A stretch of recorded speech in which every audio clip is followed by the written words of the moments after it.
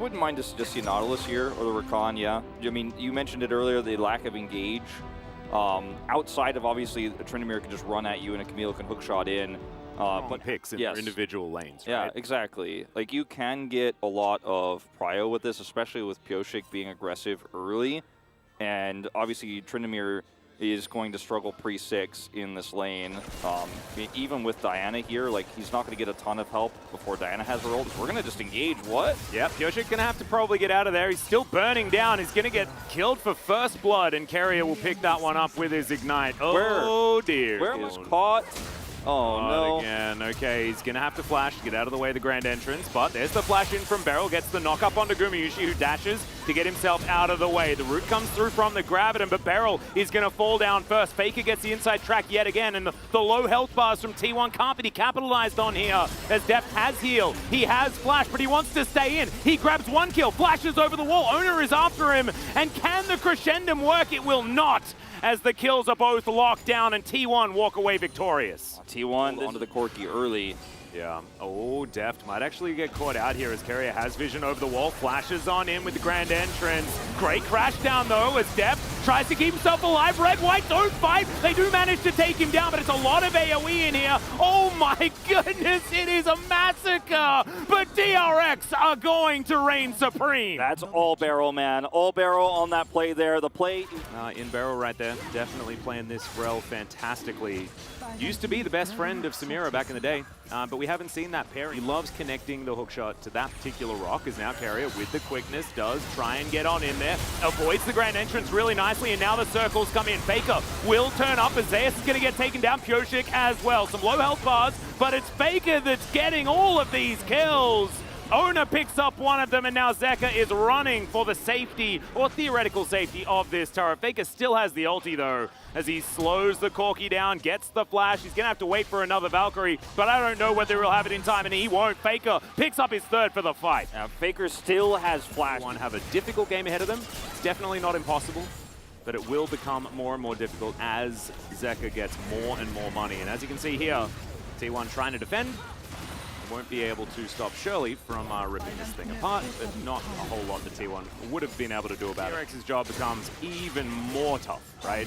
Because they wanted to be setting up around objectives, getting that poke off, making be the real one. Look at where Carrier is. He can deny anyone from approaching here.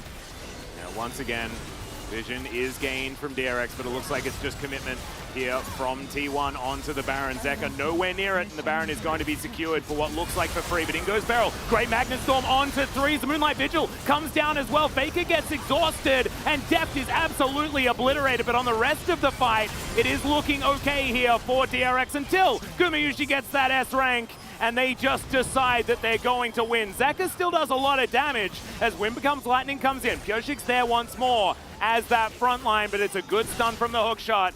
Good knock up as well. Zeus is going to have to chase after this one. Pyosik, can he actually get himself away? And it looks like he will. So it is Pyosik and Zeka against... Oh, never mind. It's Zeka against the world. As you can see, even Zeus is not finished yet. Yeah, and also takes 100% of all the aggro, as T1 will grab themselves the Cloud Soul as well. They've taken everything apart from a couple of Heralds as now Kingen has to get back over here. You've got to be so careful as Deft because Carrier's on the other side. Yeah, Beryl has spotted him out here as the tower is going to fall down. Great grand entrance is going to connect onto Pyosik, but he has the ult to keep himself alive. Faker now gets underneath the turret immediately, has to use the ult, but it does not matter. That's a triple kill. One of them also picked up for Zeus as Zeka once again finds himself completely alone and may have to just watch his Nexus fall. Well, Faker, afraid of nothing, has his 3 items, got an Infinity Edge extremely early in this game, and might be time to revive the hashtag things Faker does, because he just walked into 5 people and obliterated them with Guma's help from the back line. DRX trying to use his Corki to defend, but it's not going to happen. Nope, that ain't going to work, as the Hextech ultimatum says, nope, you're not allowed to leave. The Nexus will go down, and T1 wasted no time that time. That is going to be a 27-minute victory in Game 1. And look, we had questions around the range of this composition, things like that, but often in the LPL, as Deft is going to lock away his Ziggs. And I like this. You're able to play with a whole bunch more range, and you have another circle to drop on top of all of the circles. And he is just going to push it right into Zeka's health bar there.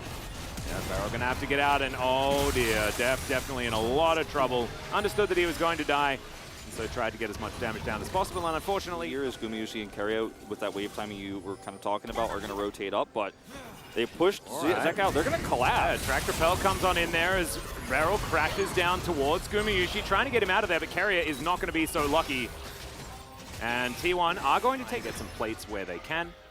Faker turning up here in this mid lane and is actually playing aggressively because Owner is in the area. Zeka now has been exhausted, has to flash get himself out of the way as Owner is going to ult over the wall. Zeka still running from this one.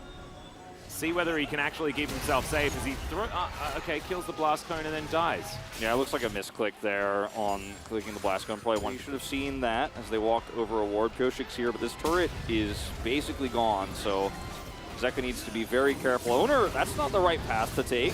That's not exactly where he wants to be as Magnet Storm comes in. Beryl actually just goes so incredibly deep, and he will just be taken down. That's a slight overextension. Good reposition there. Zeka, can he actually survive this one? Picks up the kill onto Owner. Faker so extraordinarily low. The Q is going to connect though, and now Carrier is going to die as well. Pioshik grabs that kill, and DRX respond. I mean, walks up, it takes a lot of damage for it. Zeus on the flank, you can see not actually going for too much just yet. The all-in commit not quite there, as there's the flash forward from Beryl. Mega Inferno Bomb, not exactly going to get the value that they really want, and Owner's now picking up these resets. Good knock up onto Carrier, but he's not the priority target, and Pioshik is going to get taken down in the end. Gumayusi stays alive. Red-White Guns definitely helping him out there, and that is a very, very nice throw out the Eye of the Herald. Deft makes it back home, but they're not going to be able to defend this outer turret, and T1 really have DRX on the ropes right here. They certainly do.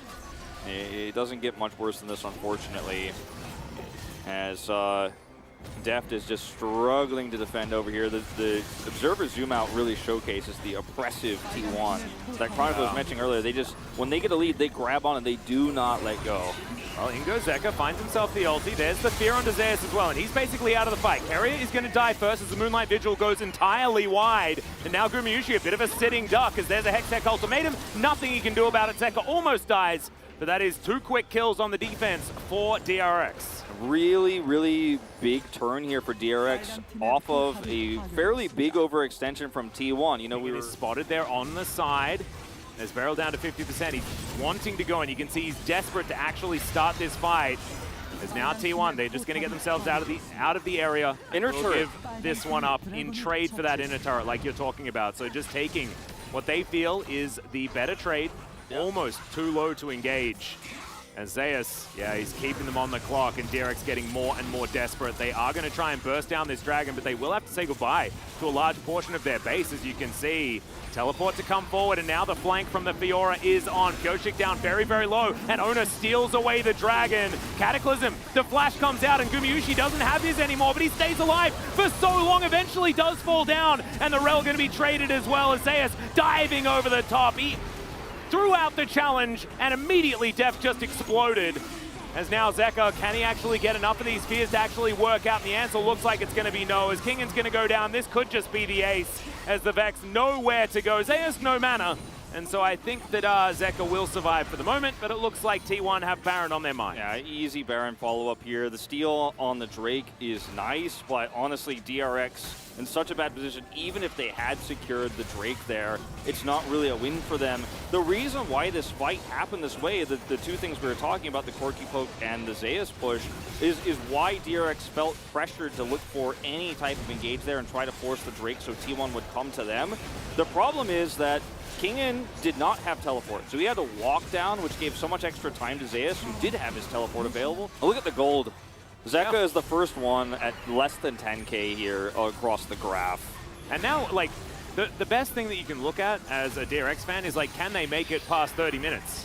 Yeah. As Pioshik is going to try and get into this backline, but before he can even use his flag, he's taken to 100 health. Mega Inferno Bomb finds absolutely no one, as Owner is going to be able to turn into a Jarvan and see whether he can do a better job. He dives forward. Kingan going to get taken down. The grand challenge going to be there to heal everyone back up, and Owner is still looking for more. Man, this guy's popping off, as he is going to be able to help take down this inhibitor.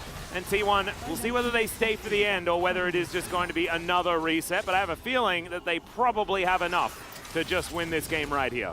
Yeah, it looks very likely. They have this wave coming through, 2 cannon minions empowered by the Baron, and they have so much damage. Owner at almost no health, doesn't even care. Yep.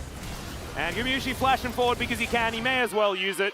Zeka is going to get taken down by Faker in the end, and that is the victory. T1